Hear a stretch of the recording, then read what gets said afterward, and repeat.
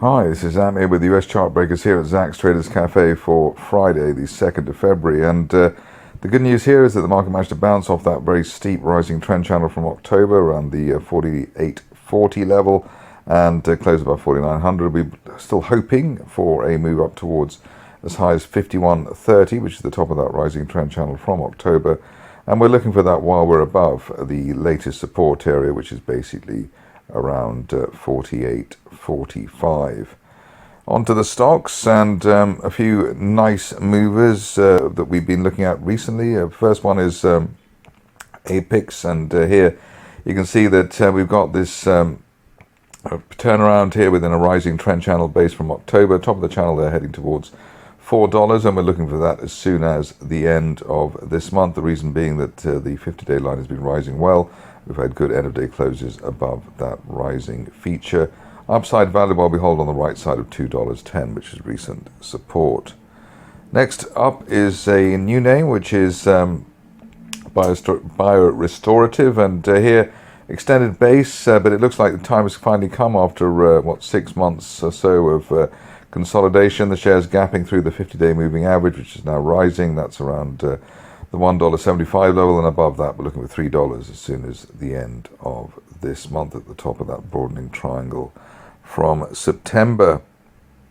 Another one to watch perhaps over the next few sessions is Envirotech, and here you can see that we've had a very solid week to date, gapping through the 50-day moving average, which is now rising. Initial target there just shy of $2, $1.95 hit. And above that, we're looking for up to $3.90 by the end of this month. So let's see if the shares can meet up or justify such a quick time frame for a move to the upside.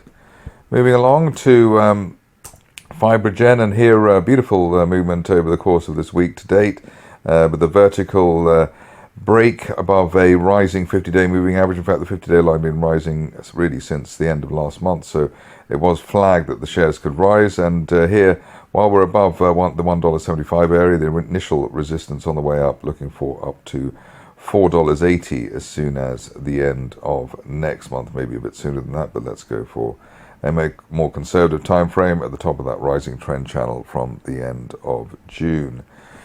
We've had quite a lot of coverage of the next stock, which is Minim, and here you can see that the shares have behaved in a rather erratic way, but nevertheless gone higher. We've got that rising trend channel from the beginning of last year, heading for $11.60. We've been looking for that.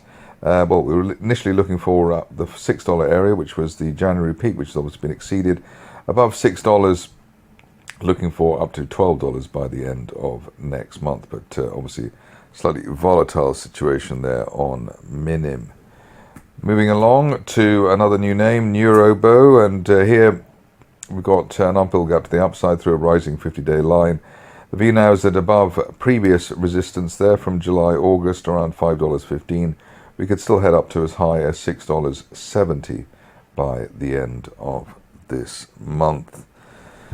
Another winning situation, if you're a bull, has been Nextracker, and uphill gap to the upside through resistance and also towards the rising trend channel top there from May last year, $64, and we're looking for that while there's no end-of-day close back below the floor of yesterday's range at $51. Another new name, and hopefully this will have legs, is Pixelworks. Here you can see uphill gap to the upside, closing basically above recent closes, so recent resistance around $2, above $2, looking for up to $2.80 by the end of this month. Rally started there with that very strong looking hammer, and then the gap higher for those shares. Next contender is Pepgen, and here very nice move towards our target, which was $14. Probably looking for that by the end of the month, and obviously it looks like it's going to get there a bit quicker than that. Upside value are above recent $10 support, and hopefully that will come in and deliver the upside for the shares at $14. If you're looking for the longer term picture, then it would be a resistance line projection currently heading towards the $22 area, but let's get to the $14 area first.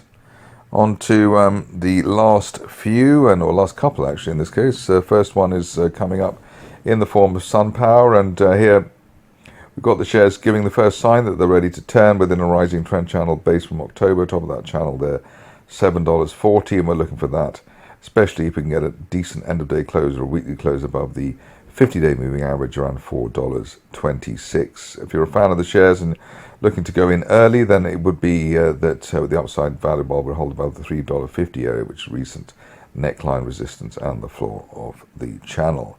Stock which I missed out on yesterday, which is rather irksome, is the way that is Wave Dancer, and was looking at that yesterday, and obviously we had a close above a rising 50-day moving average, which is very useful. Above that at $1.90, we're looking for a return to the top of the range at $5 by the end of this month, if we are lucky. That's it for me today. More updates tomorrow.